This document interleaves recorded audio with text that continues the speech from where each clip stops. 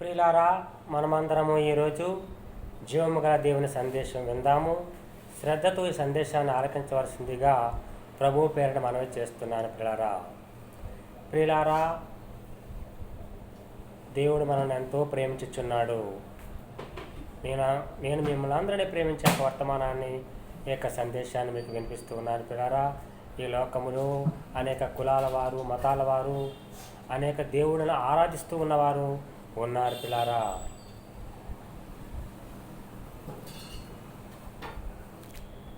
సర్వ మత గ్రంథాలు తెలియజేస్తున్న సత్యం ఏంటంటే దేవుడు ఒక్కడే అని తెలియజేస్తున్నాయి. పిల్లారా, ఆ ఒక్క నిజమైన దేవుడిని మనం తెలుసుకునే ప్రయత్నం చేద్దాం. పిల్లారా, విగ్రహారాధన చేయకూడదని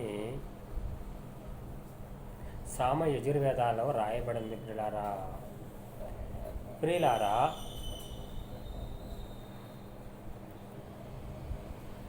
ఈ లోకములో అనేకమైన దేవుళ్ళను దేవతలను ఆరాధిస్తున్న ప్రజలు ఉన్నారు. ఒక్క నిజమైన దేవుడు ఎవరా అని మనం తెలుసుకోవలసిన బాధ్యతను కలిగి ఉన్నాం. మనందరి బాధ్యత ఏంటంటే జీవము గల దేవుడు ఎవరో వెతికి తెలుసుకోవలసిన బాధ్యత మనకుంది. ప్రియులారా, మొదట మీరు మీ మత గ్రంథాలు చదవండి. ఆ తరువాత బైబిల్ గ్రంథం చదివినట్లయితే మీరు జీవము గల దేవుడు ఎవరో తెలుసుకోగలరు. జీవము గల దేవుడు యెహోవా అని మీరు తెలుసుకోగలరు. యెహోవా పరిశుద్ధుడు, ఆయన ఏ పాపము లేనివాడు, ఒక్క అబద్ధము కూడా చెప్పలేదు, ఒక్క అబద్ధము కూడా ఆడని దేవుడు. ప్రభు అయిన దేవుడు కామ క్రోధ లోభ మోహ మదమాశ్చర్యాలకి అతీతుడు. ప్రభు అయిన దేవుడు మానవుల వలె శరీరములో లేనివాడు, రక్తమాంసములో లేనివాడు, పాపముతో ఎలాంటి సంబంధము లేనివాడు. ఈ లోకములో దేవుళ్ళు దేవతలు అనబడిన వారందరూ అందరూ వారి జీవిత చరిత్రను కనుక మనము చదివినట్లయితే వాళ్ళు అనేక పాపాలు మనం గమనించగలము. ఎందుకంటే వారు నీవలే నావలే సామాన్య మానవులే కాబట్టి వారందరూ కామ క్రోధ లోభ మోహ మదమత్సరాలకు లోబడి అరిషడ్ వర్గాలకు కలిగి జీవించారు. ప్రియులారా,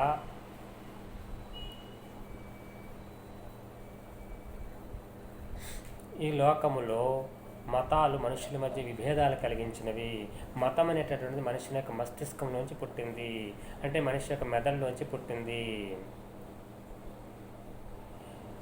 ఈ లోకంలో అనేక మత గ్రంథాలు ఉన్నాయి. పిల్లారా, అవి వారి దేవుళ్ళ యొక్క జీవిత చరిత్రను వివరిస్తూ ఉన్నాయి. పిల్లారా, బైబిల్ అనేటటువంటి మత గ్రంథము కాదు. యేసుక్రీస్తు ప్రభువు వారు మత బోధకుడు కాదు. పిల్లారా, బైబిల్ దైవ గ్రంథమైనది. పిల్లారా, యేసుక్రీస్తు ప్రభువు వారు ఒక అబద్ధం కూడా ఆడలేదు. ఆయన చాలా పవిత్రుడు. పిల్లారా, ప్రభువైన దేవుడు నేను పరిశుద్ధిని కాబట్టి మీరు కూడా పరిశుద్ధంగా జీవించాలని మనకి తెలియజేసి ఉన్నాడు. పిల్లారా, మనము దేవదేవుని సంతానమై ఉన్నాం. పిల్లారా,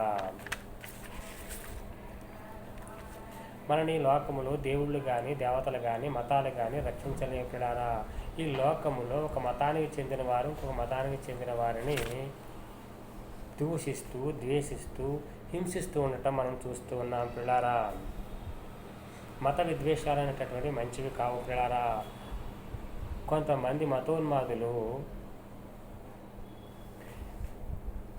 వారి యొక్క మతం పేరిట దేవుని పేరిట ఇతర మతస్థులతో యుద్ధాలు చేయటము, వారిని చంపటము చేస్తున్నారు. అది చాలా పాపం. పిల్లారా, మతాల పేరిట కులాల పేరిట కొట్లాడటము, ఒకరినొకరు చంపుకోవటము, ఒకరినొకరు ద్వేషించటం అనేటటువంటిది మంచి పద్ధతి కాదు. పిల్లారా,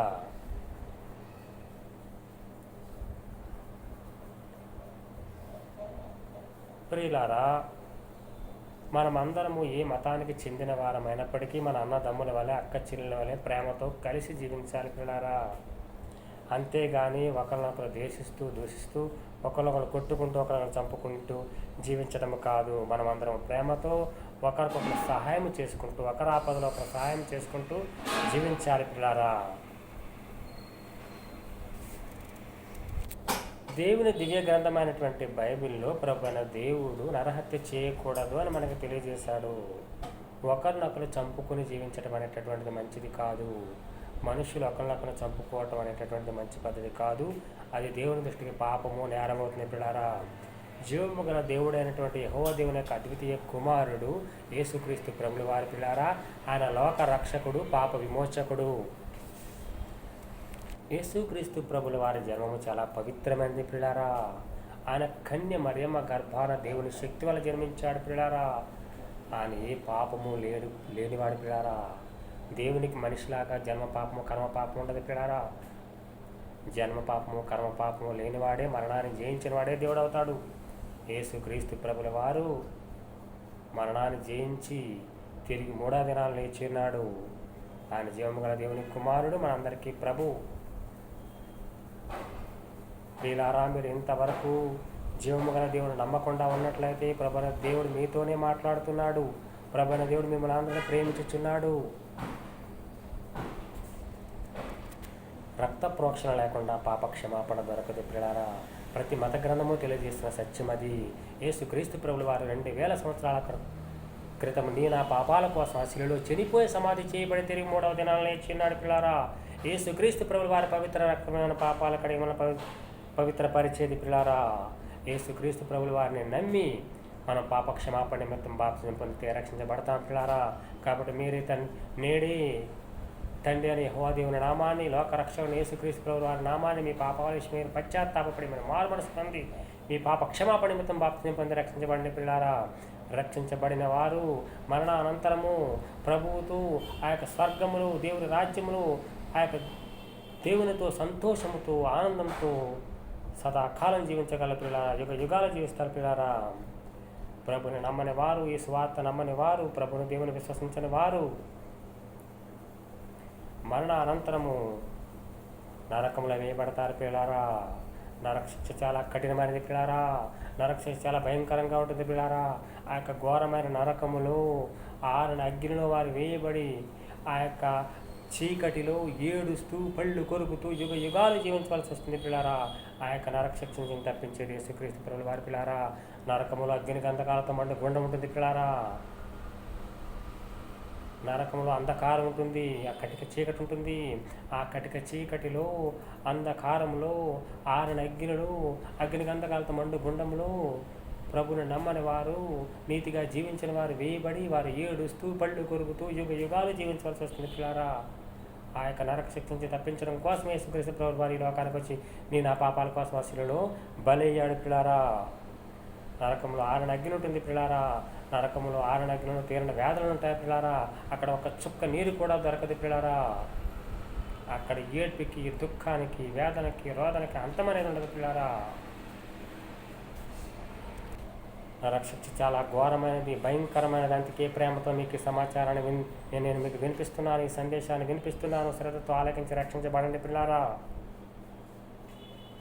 జీవము గల దేవుడని యెహోవా దేవుని నామాన్ని, యేసు నామాన్ని విశ్వసించి బాప్తిజం పొంది రక్షించబడండి పిల్లారా. మనం ఈ భూమి మీద ఉండగానే, సజీవంగా ఉండగానే, ఊపిరితో ఉండగానే మనం రక్షించబడటానికి అవకాశం ఉంటుంది. ఒక్కసారి నరకంలో వేయబడ్డాక తిరిగి రావడానికి వీలుండదు. నరకంలో ఎంట్రన్సే కానీ ఎగ్జిట్ లేదు.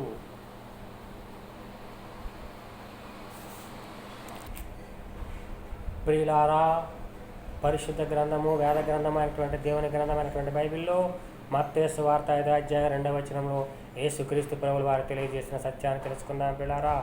ఆత్మ విషయమై దీనులైన వారు ధనిలో పరలోక రాజ్యము వారిదని యేసుక్రీస్తు ప్రభుల వారు అక్కడ తెలియజేస్తున్నారు పిల్లారా.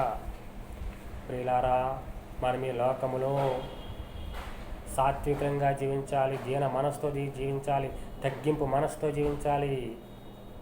అట్టివారి ప్రభుకు దేవుడు ఇష్టపడతాడు. ప్రభు అని దేవుడు చెప్పినట్లుగా మనం నీతిగా, న్యాయంగా, యథార్థంగా, పరిశుద్ధంగా, పవిత్రంగా, ఆత్మీయంగా ఈ లోకంలో దేవునికి ఇష్టలుగా బ్రతకాలి పిల్లారా. రక్షించబడిన వారు అనుదినము బైబిల్ చదువుతూ ప్రభువుకి ఇష్టలుగా జీవించాలి పిల్లారా. ప్రభు అయిన దేవుడు నరహత్య చేయవద్దు, వ్యభిచరింపవద్దు, దొంగిలవద్దు, అబద్ధ సాక్ష్యం పలుకవద్దు, పొరుగు వారిని ఏమీ ఆశించవద్దు. ఇలాగ నీతి గల ఆజ్ఞలు అనేకం తెలియజేస్తున్నారు పిల్లారా. మనం నీతి న్యాయాలు అనుసరించి ఈ లోకంలో జీవించాలి పిల్లారా. నీతి న్యాయాలు అనుసరించి వారిని ప్రభు అయిన దేవుడు ఇష్టపడేవాడిగా ఉన్నాడు పిల్లారా. నీతి న్యాయాలు అనుసరించడమే నాకు ఇష్టమైన ప్రభు దేవుడు మనకి తెలియజేస్తున్నాడు పిల్లారా. మనం ఈ లోకంలో సాత్వికంగా జీవించాలి, దీన మనస్సు కలిగి జీవించాలి, తగ్గింపు స్వభావం కలిగి జీవించాలి. లోకాసువార్త 18వ అధ్యాయం 14వ వచనం చదివినట్లయితే తను తాను తగ్గించుకునేవాడు హెచ్చించబడును, తను తాను హెచ్చించుకునేవాడు తగ్గింపబడని ప్రభువైన దేవుడు మనకు తెలియజేస్తూ ఉన్నాడు పిల్లారా. మనం ఈ లోకంలో తగ్గింపు స్వభావంతో జీవించాలి పిల్లారా. మనం హెచ్చించుకుంటూ జీవించకూడదు పిల్లారా. మనము గర్వాన్ని విడిచిపెట్టాలి పిల్లారా. గర్వం అనేటటువంటి దేవునికి అసహ్యమైన క్రియ పిల్లారా. గర్వహృదయం గలవారందరూ కూడా దేవుడని యెహోవాకు హేలి పిల్లారా. నాశనానికి ముందు గర్వం నడుచును, పడిపోవడానికి ముందు అహంకారమైన మనసు నడుచుని దేవుని వాక్యం అనేది తెలియజేస్తుంది. కాబట్టి మనలో గర్వాన్ని విడనాడాలి పిల్లారా. మనము చాలా తగ్గింపు స్వభావంతో సాత్వికంగా ఈ లోకంలో జీవించాలి. యేసుక్రీస్తు ప్రభువు వారు నేను సాత్వికుని దీన మనసు గలవాడని తెలియజేస్తున్నాడు. మనం యేసుక్రీస్తు ప్రభువు వారి అడుగు జాడలో జీవించాలి పిల్లారా. యేసుక్రీస్తు ప్రభువు వారి శరీరధారిగా ఉన్నప్పుడు ఎంతో దీన మనస్సుతో తగ్గింపు స్వభావముతో ఎంతో సాత్వికుడిగా జీవించాడు పిల్లారా. యేసుక్రీస్తు ప్రభువు వారి తండ్రి దేవుని నామానికి లోబడి, తండ్రి దేవుని ఆజ్ఞలకు లోబడి, తండ్రి చెప్పిన వాక్య ప్రకారం ఈ లోకంలో జీవిస్తూ దేవుడు చెప్పిన పనులన్నీ కూడా చేసి ప్రభువైన దేవుని మహిమపరిచి ఉన్నాడు పిల్లారా. అదే ప్రకారం మనం ప్రభువైన దేవుడు ఇచ్చిన పనులు మనము ఈ లోకంలో మనకి దేవుడు ఇచ్చిన పనులు మనం చేస్తే ప్రభువైన దేవునికి మహిమ అనేటటువంటిది వస్తుంది పిల్లారా. ప్రియులారా, గర్వహృదయులందరూ కూడా దేవునికి వేలు ప్రియులారా. అటువంటి వారిని ప్రభువైన దేవుడు అసహించుకుంటున్నాడు. ప్రియులారా, మీలో గర్వ స్వభావం ఉంటే నేడు తీసేసుకోండి, నేడే తొలగించుకోండి. ఎంతో ప్రేమతో మీకు తెలియజేస్తూ ఉన్నాను. దేవునికి వ్యతిరేకమైన ప్రతి విధమైన పాపాన్ని విడిచిపెట్టేసేయండి, మారు మనసు పొందండి. మనం గర్వంతో ఈ లోకంలో జీవిస్తే, దేవునికి వ్యతిరేకమైన పాపాలు చేస్తే ఈ లోకంలో జీవిస్తే ఈ భూమి మీద దేవుడు వేసే శిక్షలతో పాటు నరకంలో కూడా శిక్ష అనేటటువంటిది ఉంటుంది. నేను ప్రియులారా, నా జీవితంలో చాలామంది దైవజనులను కలిశాను, పాస్టర్స్ కలిశాను. చాలామంది సంఘాలలో దేవుని వర్తమానాన్ని వినిపించాను ప్రియులారా. దేవుని యొక్క సందేశాలు వినిపించాను ప్రియులారా. నేను ఒక పాస్టర్ నా జీవితంలో కలిశాను ప్రియులారా. ఆయన చాలా ప్రౌడ్ బిహేవియర్తో ఉన్నాడు, అంటే చాలా గర్విష్టిగా ఉన్నాడు, గర్వ స్వభావంతో ఉన్నాడు, అందరితోనూ గర్వంతోనే మాట్లాడుతున్నాడు, ఎవరిని లెక్క చేయకుండా మాట్లాడుతున్నాడు. ఆయన పాస్ట్ ఎలా అయ్యాడో నాకు తెలియటం లేదు. నేను చాలా నుంచి అతను అబ్జర్వ్ చేస్తున్నా కానీ అతను ఎలాంటి మార్పు కనబట్టలేదు. అసలు అంత గర్వం ఉన్నవాడు పాస్ట్ ఎలా అయ్యాడో నాకు ఎంతవరకు అర్థం కావట్లేదు పిల్లారా. ఎందుకంటే గర్విష్టి వాళ్ళని, గర్వ స్వభావం ఉన్న వాళ్ళని ప్రభువైన దేవుడు అసహించుకున్నాడు పిల్లారా. అటువంటి గర్వాన్ని విడిచిపెట్టేసేయాలి. గర్వంతో ఉండి మనము దేవుని సేవ కొనసాగించలేము. అది దేవునికి వ్యతిరేకమైనటువంటి పని పిల్లారా. సాతాను సంబంధులే గర్వంతో ఈ లోకంలో జీవిస్తూ ఉంటారు. కాబట్టి మనలో గర్వం ఉండటానికి వీలు లేదు, మన జీవితంలో గర్వానికి తావులేదు పిల్లారా. మనము సాత్వికంగా దీన మనస్సుతో తగ్గింపు స్వభావంతో మనం ప్రభుని పోలి, యేసుని పోలి లోకంలో జీవించాలి పిల్లారా. ప్రియులారా, 5 సంవత్సరాలకు ఒకసారి ఎలక్షన్లు వస్తాయన్న సంగతి మనందరికీ తెలిసి ప్రియులారా. ఈ ఎలక్షన్లు వచ్చినప్పుడు చాలా పార్టీల వాళ్ళు ఉంటారు కదా, ఆ పార్టీల వాళ్ళు ఓటర్స్కి ఏం చేస్తారంటే కొంతమంది ఓటేసే వాళ్ళకి డబ్బులు ఇచ్చి మా పార్టీకి ఓటేమని చెప్తూ ఉంటారు. మనం ఓటు అధికారాన్ని దుర్వినియోగం చేసుకోకూడదు పిల్లారా. ఓటు అధికారం అనేటటువంటిది చాలా అమూల్యమైనది. డబ్బు తీసుకుని ఓటేయటం తప్పు పద్ధతి. ఓటు కోసం డబ్బు తీసుకోవటము తప్పే, ఓటు కోసం డబ్బు ఇవ్వటము తప్పే. ఆ 2 నేరాల పిల్లారా. మనము బైబిల్లో ఆదికాండము చదివినట్లయితే అక్కడ ఏశావు మనకు కనబడతాడు. ఏశావు ఒకరోజు పొలంలో బాగా పనిచేసి అలసిపోయి ఇంటికి వస్తాడు, బాగా ఆకలితో ఉంటాడు. ఏశావు తమ్ముడు యాకోబుని ఏశావు నాకు భోజనం పెట్టని అడుగుతాడు. యాకోబు ఏమో తన అన్నతో నీవు నీ జ్యేష్ఠత పక్కన నాకు అమ్మి అప్పుడు నీకు భోజనం పెడతానని జవాబు చెప్తాడు. ఏశావు ఒక్క పూట భోజనం కోసం తన జ్యేష్ఠత పక్కను తన తమ్ముడికి అమ్మేశాడు పిల్లారా. అలాగే ఈ రోజుల్లో ఓటుకు కలిగిన వారు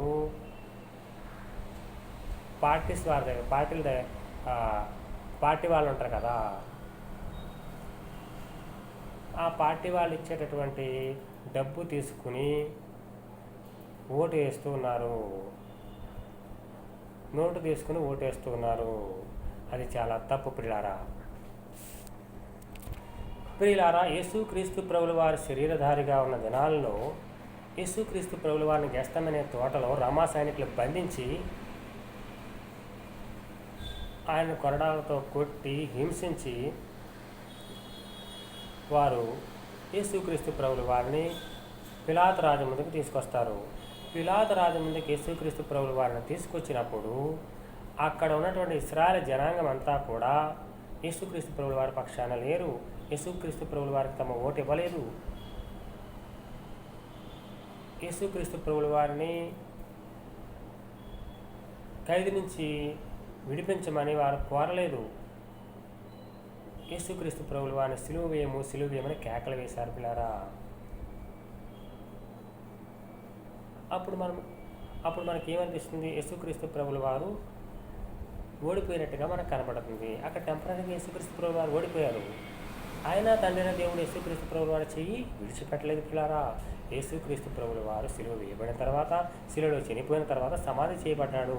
ఆయన సమాధి గెలిచి లేచిన తరువాత తండ్రి అయిన దేవుడు యేసుక్రీస్తు ప్రభుల వారికి భూమి మీద పరలోక రాజ్యంలో సర్వాధికారం అనుగ్రహించి ఉన్నాడు. యేసుక్రీస్తు ప్రభుల వారు ఆ విధంగా రాజైపోయాడు. యేసుక్రీస్తు ప్రభుల వారు రాజయ్యాడు. ఆయన శాశ్వత కాలానికి రాజయ్య ఉన్నాడు. సంఘం అంటే ఏమనుకుంటున్నారు పిల్లారా? సంఘం అంటే దేవుని రాజ్యము, పరలోక రాజ్యము. సంఘానికి శిరస్సు యేసుక్రీస్తు ప్రభుల వారే పిల్లారా.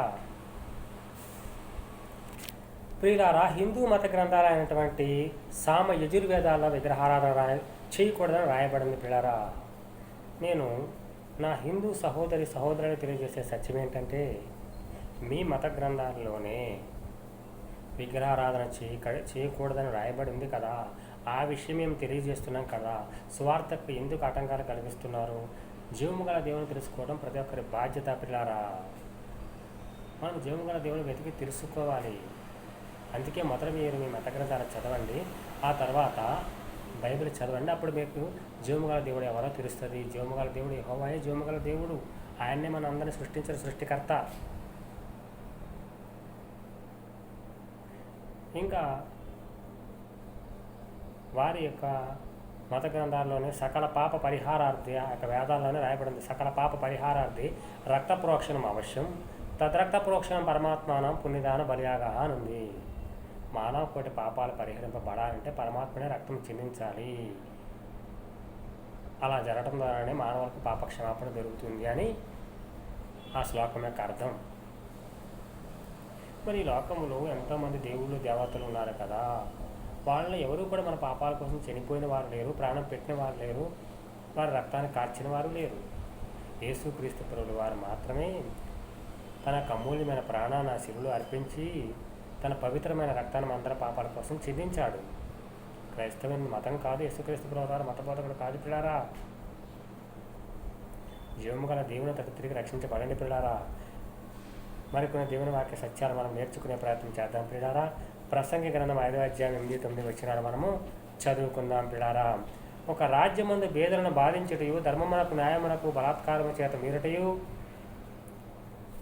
నీకు కనబడిన ఎడల దానికి ఆశ్చర్యపడకము. అధికారము నందిన వారి మీద మరి ఎక్కువ అధికారం నందిన వారు ఉన్నారు, మరియు మరి ఎక్కువైన అధికారం నందిన వారు వారికి పైగానున్నాడు. 9వ వచనం, ఏ దేశములో రాజు భూమి విషయమై శ్రద్ధ పుచ్చుకొనును, ఆ దేశమునకు సర్వ విషయమునందు మేలు కలుగును. ఇప్పుడు ఒక రాజ్యములో లేకపోతే ఒక దేశములో పేదలను బాధించటం, ధర్మానికి న్యాయం జరగకపోవటము, ఇవన్నీ చూస్తూ ఉంటే ఆశ్చర్యపడద్దు అంటున్నాడు. మనం ఎంతోమంది అధికారులను చూస్తూ ఉంటాం కదా పిల్లారా. అంటే ఈ లోకాధికారులు అంటే ఎమ్మెల్యేలు, ఎంపీలు, ప్రధానమంత్రులు, ముఖ్యమంత్రులు ఇలా రకరకాల అధికారులు ఉన్నారు. ఒక అధికారి మీద ఇంకొక అధికారి ఉంటాడు. అందరికంటే పై అధికారి దేవుడే పిల్లారా. అందరి మీద అధికారము కలిగిన వాడు సర్వాధికారి తండ్రి అయిన దేవుడు, సర్వాధికారి యేసుక్రీస్తు ప్రభుల వారు. ఈ లోకములో అధికారులు ప్రజలకు న్యాయం చేయకపోవచ్చు, ఈ లోకంలో అధికారులు ప్రజలకు అన్యాయం చేస్తూ ఉండొచ్చు. కానీ దేవుడు అయితే ఎవరికి అన్యాయం చేసేవాడు కాదు, అందరికీ న్యాయం చేసేవాడు. అధికారులు అందరికీ కూడా పై అధికారి దేవుడే పిల్లారా. అధికారులందరి మీద పై అధికారి ప్రభువే. కాబట్టి మనం ఈ లోకాధికారుల కంటే ఎక్కువగా దేవుడి అధికారానికి, విశ్వరాజ్యాంగమైన బైబిల్ చట్టానికి లోబడి జీవించాలి పిల్లారా. సామెతల గ్రంథము 27వ అధ్యాయం 24వ వచనం చదివినట్లయితే అక్కడ దేవుని వాక్యము తెలియజేసిన సత్యం ఏంటంటే ధనము శాశ్వతము కాదు, కిరీటము తరతరములు ఉండునా అని ప్రభువుల దేవుడు అక్కడ మనకు తెలియజేస్తున్నాడు. ఈ లోకధనం మనకు శాశ్వతము కాదు పిల్లారా. వాడలు బళ్ళు అవుతాయి, బళ్ళు వాడలు అవుతాయి. ఉన్నవాళ్ళు లేనివాళ్ళు అవుతారు, లేనివాళ్ళు ఉన్నవాళ్ళు అవుతారు. అదంతా కాలవశం చేత జరుగుతూ ఉంటుంది. అన్ని ప్రయత్నాలు చేసినా కానీ ఒక్కొక్కసారి ముందుకు పోలేం మనం. కిరీటము తరతరములు ఉన్నా అంటే అధికారం తరతరాలు ఉంటుందా? అధికారం తరతరాలు ఉంటుందా చెప్పండి? అధికారాలు మారిపోతూ ఉంటాయి కదా.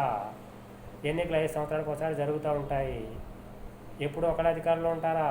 5 సంవత్సరాలు ఒకసారి అధికారం అనేది మారిపోతూ ఉంటుంది.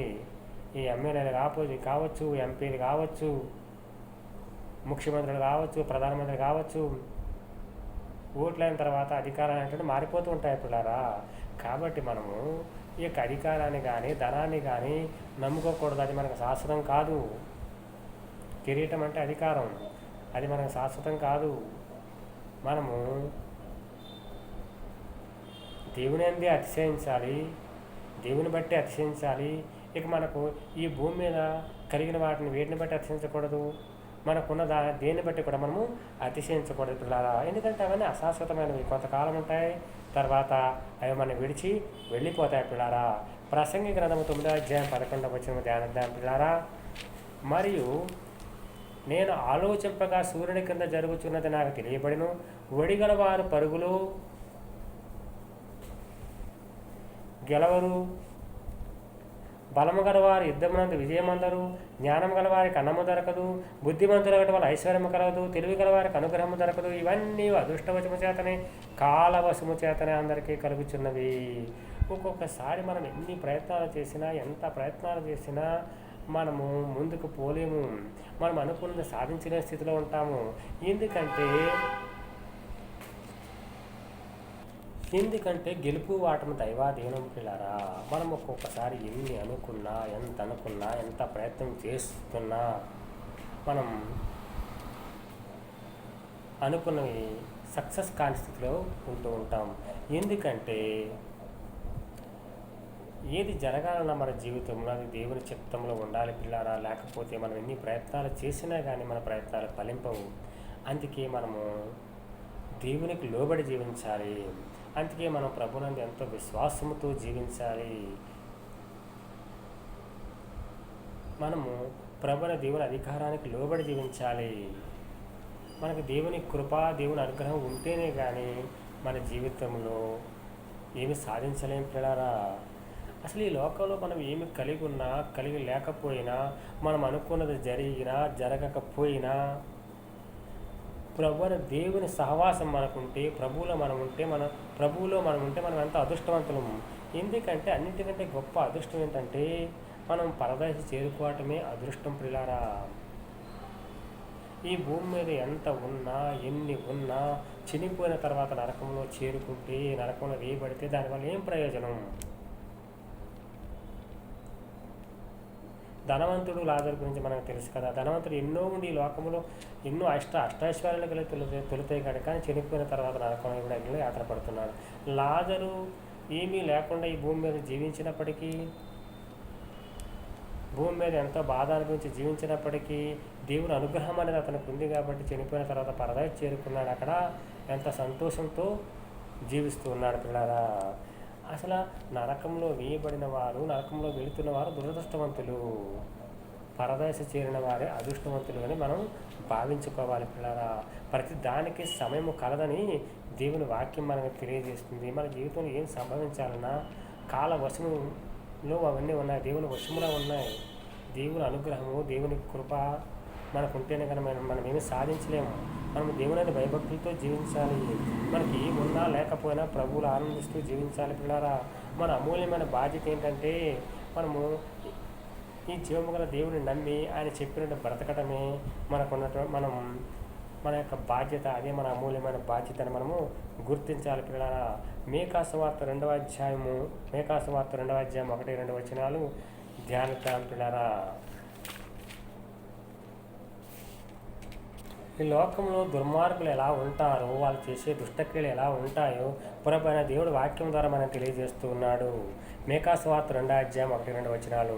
మంచం మీద పరుండి మోసపు క్రియలు యోచించుచు దుష్కార్యములు చేయ వారికి శ్రమ. అలాగు చేయుట వారు స్వాధీనంలో ఉన్నది కనుక వారు వృద్ధి పొడవగానే చేదురు. వారు రెండవ వచనం, వారు భూములను ఆశించి పట్టుకొందురు, ఇండ్లు ఆశించి ఆక్రమించుకొందురు. ఒక మనిషిని వాని కుటుంబము ఇంటి వారిని వారి స్వాస్థ్యం అన్యాయంగా ఆక్రమించరు. ఇలా దుర్మార్గ పనులు చేస్తూ దుష్టక్రియలు చేస్తూ జీవించే వారిని ఎంతమంది మన లోకంలో చూస్తూ ఉన్నాం పిల్లారా. పొరుగువారి సొత్తు ఆశించొద్దు అని ప్రభువైన దేవుడు చెప్పాడు. అన్యాయం చేస్తూ బ్రతకొద్దని ప్రభువైన దేవుడు చెప్పాడు. అయినా కానీ ఈ లోకములో కొంతమంది పరాయులు తేరగా రావాలని ఆశిస్తారు. కష్టం చేసి పైకి రావాలి పిల్లారా. అంతేగాని తేరగా పరాయోళ్ళ సొమ్ము రావాలని, తేరగా పరాయోళ్ళ సొమ్ము దబ్బాలని అనుకోకూడదు. ఎదుటివారి సొత్తును ఆశించకూడదు. కొంతమంది అన్యాయంగా ఎదుటివాడి భూములను ఆశించి పట్టుకోవటం, ఎదుటి భూములను కబ్జా చేయటము, ఇళ్ళు ఆశించి ఆక్రమించటము, పరాయి వాళ్ళ సొత్తు దోచుకోవటము, ఈ విధంగా చేస్తూ జీవిస్తూ ఉంటారు.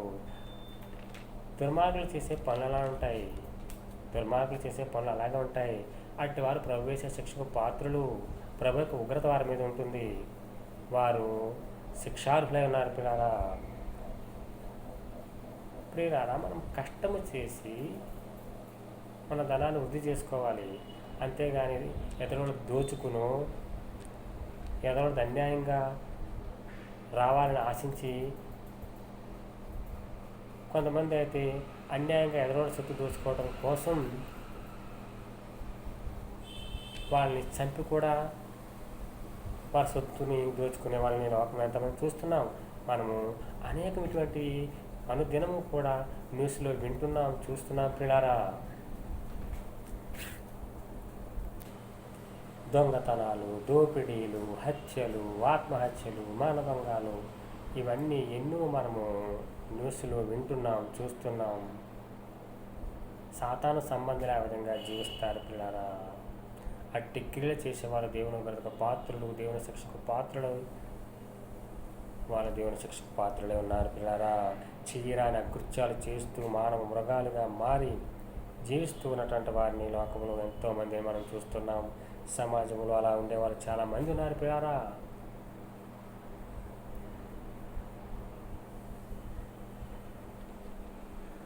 దొంగతనాలు, దోపిడీలు, హత్యలు, ఆత్మహత్యలు, వ్యభిచార క్రియలు చేస్తూ జీవించేవారు. కొంతమంది దుర్మార్గులు అయితే ఎదుట వాళ్ళని చంపి వాళ్ళ సొత్తును దోచుకుపోయేవాళ్ళు. చిన్నపిల్లలను సైతం చేర్చి వాళ్ళని మురికాలలో పడేసే మరి ఎంతో దుర్మార్గులుగా, రాక్షసులుగా జీవిస్తున్న వారిని మనము సమాజంలో చూస్తున్నాం పిల్లారా. వారంతా సాతాను సంబంధులు, దేవుని బ్రతుకు పాత్రలు పిల్లారా. దేవుని వాక్యము తెలియకపోబట్టి, దేవుని భయభక్తులు లేకపోబట్టి వారు సాతాను ఆలోచనలకు లోబడి, సాతాను ఆలోచనతో జీవిస్తూ వాళ్ళ బ్రతుకులు నాశనం చేసుకుంటూ ఎదరవారి బ్రతుకులు కూడా నాశనం చేస్తున్నారు పిల్లారా. ప్రియులారా, ముస్లింలు అల్లా మా దేవుడు, అల్లా నిజమైన దేవుడు అంటారు. వారు సంవత్సరానికి ఒకసారి పీర్ల పండుగను ఆచరిస్తూ ఉంటారు, మొహరం పండుగను ఆచరిస్తూ ఉంటారు. అప్పుడు వాళ్ళు ఏం చేస్తారంటే నిప్పుల గుండంలో నడుస్తూ ఆ యొక్క పండుగను ఆచరిస్తారు. వాళ్ళు ఏమనుకుంటారంటే అల్లా దేవుడు మా అవసరాలు తీర్చాలి అంటే, మేము అనుకున్నది జరగాలి అంటే ఈ నిప్పుల గుండంలో నడిస్తే మా దేవుడు మా అవసరాలు తీరుస్తాడని వారు భావిస్తుంటారు పిల్లారా. ఎక్కువగా పట్టణాల్లో ఈ విధమైన ఆచారం మనకు కనపడదు, కానీ ఎక్కువగా మనకి పల్లెటూళ్ళలో ఇలాంటి ఆచారాలు ఆచరిస్తూ ఉంటారు. అది మూఢభక్తి, మూఢాచారం పిల్లారా. దేవుడు మనందరికీ దేవుడు అయినప్పుడు, దేవుడు మనకందరికీ తండ్రి అయినప్పుడు మనం ఒళ్ళు రక్తాలు వచ్చేలా చీరుకుంటేనే కానీ దేవుడు మన మనమెండా, మన అవసరాలు తీర్చడా? నిప్పుల్లో కాలేలాగా నడిస్తేనే కానీ మన అవసరాలు తీర్చడా? అంతలా గాయపరుచుకుని మన ఒళ్ళు గాయాల పాలు చేసుకుని నిప్పుల్లో మన యొక్క శరీరం తగలబెట్టుకుంటేనే కానీ దేవుడికి మన మీద దయ రాదా, కరుణ రాదా, జాలి రాదా? అలా కరుణించిన వాడి తండ్రి ఎలా అవుతాడు, దేవుడు ఎలా అవుతాడు, అల్లా జీవము గల దేవుడు ఎట్లా అవుతాడు? ఆలోచించండి. జీవము గల దేవుడు యెహోవా ఆయన తెలుసుకుని రక్షించబడండి. దేవుడు మన శరీరాన్ని రక్తాలు వచ్చిన కొట్టుకుంటేనో, రక్తాలు వచ్చిన చీరుకుంటేనో, నిప్పులలో నడిస్తేనో కానీ కరుణించినంత దుర్మార్గుడు కాడు. ఆయన మన తండ్రి కాబట్టి, మనం ఆయన పిల్లలం కాబట్టి, మన అవసరం ఆయనకు తెలుసు కాబట్టి, మన మనవలు ఆయన ఆలకిస్తాడు. జీవము గల దేవుడు యెహోవా దేవుడిని తెలుసుకుని రక్షించబడిన ప్రియులారా, నేను మీ అందరికీ తెలియజేసే సత్యం ఏంటంటే, ఈరోజు మనది రేపు మనది కాకపోవచ్చు, ఈరోజు నీది రేపు నీది కాకపోవచ్చు. ఎవరి మరణ దినం ఇప్పుడు ఎవరికి తెలియదు ప్రియులారా. మనం అందరం కూడా ప్రమాదం అంచునే బతుకుతున్నాం. ఎవరికి ఎప్పుడు ఏం సంభవిస్తుంది ఎవరికి తెలియదు. మనము అంచె దినాల్లో జీవిస్తున్నాం, భయంకరమైన దినాల్లో జీవిస్తున్నాం ప్రియులారా.